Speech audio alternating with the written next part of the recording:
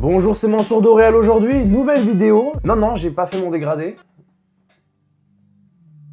Aujourd'hui, je vais réagir à vos anecdotes, des relations. On va voir ce qu'on en pense. Je sais que tout le monde vit des situations un peu merdiques des fois. Parce que d'une manière, on a tous vécu des choses différentes, mais en même temps, on a vécu la même chose, les mêmes types de problèmes. Donc aujourd'hui, je vais réagir à ça. Je vais voir ce que vous m'avez dit. Et c'est parti. Elle m'a trompé, mais c'est moi qui ai dû m'excuser parce que j'avais fouillé son téléphone. Le retournement de situation. Tu vas dire pourquoi tu envoies un message à cette personne et elle va te répondre avec la question pourquoi tu regardais mon téléphone. Elle va retourner ça contre toi. Et toi, ce que tu vas faire, tu vas te sentir mal. Tu vas devoir te justifier. Ah, non. C'est ton interrogation. Tu m'as trompé, tu vas t'expliquer. Ouais, mais t'as pas le droit de regarder mon téléphone. Ouais, mais et ce point dans ta gueule, je peux le mettre aussi, mais je me retiens. Donc dis-moi la vérité. Il m'a dit que je pouvais pas mettre de jupe alors que lui suivait que des meufs à moitié nues. Ah mais ça c'est l'hypocrisie numéro 1 ça. Un homme qui veut une femme vierge qui a rien foutu, mais c'est le premier à vouloir baiser ces femmes-là. Tu vas voir, un homme qui critique des femmes et qui ressent l'émotion forte pour des femmes qui sont trop vulgaires, c'est le premier à les baiser. Elle me reprochait d'être trop collant. Mais quand je la laissais tranquille, elle me traitait de froid. Est-ce que tu sais c'est quoi une balance dans la vie? Toi, t'es le genre de gars qui est dans les deux extrêmes. Soit t'es trop collant et t'as pas de vie et t'es... Soit elle te dit s'il te plaît, tu peux comme faire tes trucs et tu vas faire... Ok. Elle t'a demandé juste de relaxer un peu, pas d'être froid et d'aller sur Mars. Sois là pour elle, mais aussi une activité dans ta vie, fais quelque chose, trouve un travail, je sais pas. Elle me disait qu'elle voulait pas de relations sérieuses, mais elle s'énervait quand je parlais à d'autres filles. C'est quand en 2025 on va recommencer les relations stables? C'est quoi ce bordel là de on n'est pas dans une relation, on n'est pas en couple, mais en même temps on peut aller voir ailleurs, mais en même temps si on va voir ailleurs il faut qu'on se le dise, mais vous faites tous les trucs d'un couple. Soyez en couple, ça change quoi? Ah, vous avez peur de l'attachement, vous avez peur de mettre un titre sur vos trucs. Arrêtez vos conneries. Il m'a déjà dit, si tu me quittes, je me tue. Oh, la manipulation. Si tu me quittes, je me tue. T'imagines quand même le poids et la responsabilité que tu mets sur une autre personne et la culpabilité qu'elle ressent après? Oh, c'est horrible. Si tu me quittes, je me tue. C'est horrible de dire ça à quelqu'un. Parce que là, t'es en train de me mettre une pression de malade pour rester avec toi parce que si tu meurs, ça va être ma faute. Mais qu'est-ce que tu fais dans cette situation-là? On dirait c'est littéralement, elle te met un flingue sur la gueule, elle te dit si tu me quittes, je vais me tuer. Genre. Je suis sûr qu'il y en a qui sont déjà tués à cause de ça. Je suis sûr que oui. T'imagines la culpabilité après que tu ressens pour le restant de tes jours? Mais c'est pas ta faute. Cette personne-là, elle a un problème de dépendance affective extrême. Elle pleurait à chaque dispute, mais ensuite, je finissais par m'excuser parce que je me sentais trop mal. Il y a des femmes qui pleurent à chaque fois qu'il y a des hautes voix. Certaines manipulent, certaines elles sont juste hypersensibles. Mais il faut pas que tu t'excuses. Hein. Jamais. Il faut que tu t'excuses uniquement si t'es en tort. Mais il faut pas que tu t'excuses parce qu'elle pleure. Parce que si tu fais ça à chaque fois, inconsciemment, elle va toujours refaire le truc de « Oh, je commence à avoir tort ». Non, il faut que tu sois avec une femme qui prenne ses putains de responsabilités, quoi. Elle m'a dit qu'elle voulait une pause, mais elle était déjà en couple 2 jours après.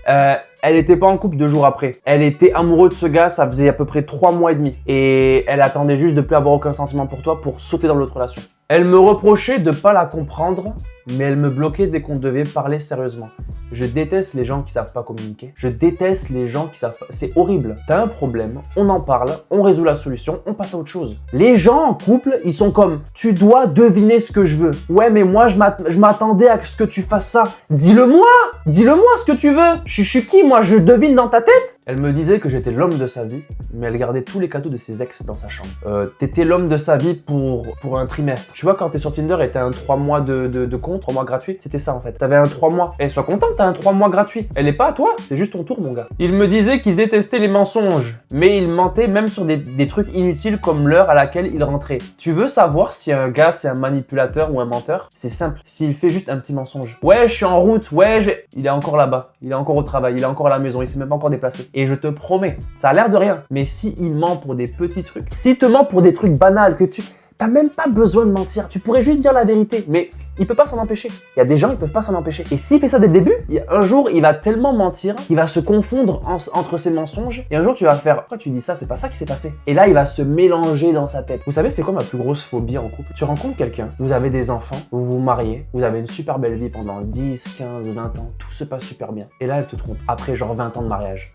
Après avoir créé une famille ensemble. Elle te trompe. Un coup d'un soir. T'imagines tout ruiner. Parce que en l'espace d'une action, elle a gâché tout.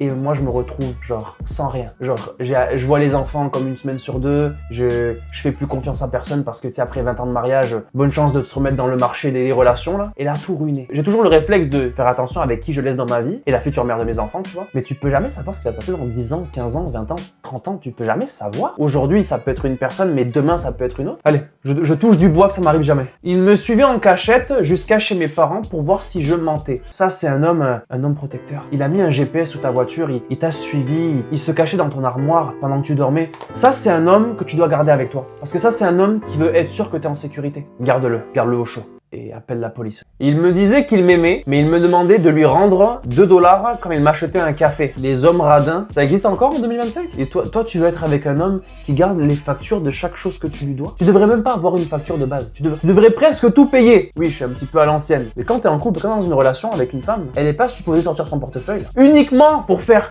est-ce que tu veux que je paye? Non! Remets le portefeuille dans ta poche. Ok. La seule manière, elle peut te faire plaisir de son côté, elle peut te faire des petits cadeaux. Mais l'homme, quand t'invites en date, comment ça tu lui dois les 2 $ là? C'est quoi ces conneries? On est quoi? On est coloc ou on est en couple? Parce que la femme, elle pourra pas être dans son énergie féminine si t'es pas un homme masculin. Et un homme masculin, c'est un homme qui prend soin d'elle. Et financièrement. Ouais, c'est ça. Oui, l'économie du pays, c'est un peu le bordel. Ben écoute, mais si c'est le cas pour toi, mec, reste célibataire. Mais quand t'es en couple avec une femme, tu dois faire en sorte que quand tu l'amènes en date ou quand tu sors avec elle, il faut que tu sois à l'aise financièrement. Et donc voilà, c'est la fin de cette vidéo. J'espère que vous avez aimé. Est-ce que vous vous reconnaissez dans des anecdotes comme ça? Est-ce que vous êtes en couple déjà? Est-ce que vous êtes célibataire? Est-ce que vous avez déjà vécu des relations? Ou est-ce que vous êtes seul et que vous vous branlez chaque soir? Faut savoir. Donc je vous retrouve lundi prochain. C'était Mansour Doréal. Je vous aime beaucoup. Je vous fais des gros bisous. Prenez soin de vous. Brossez-vous les dents aussi. Parce que ça pue. Vous puez de la gueule. Ça sent d'ici, s'il vous plaît. À la prochaine. Ciao.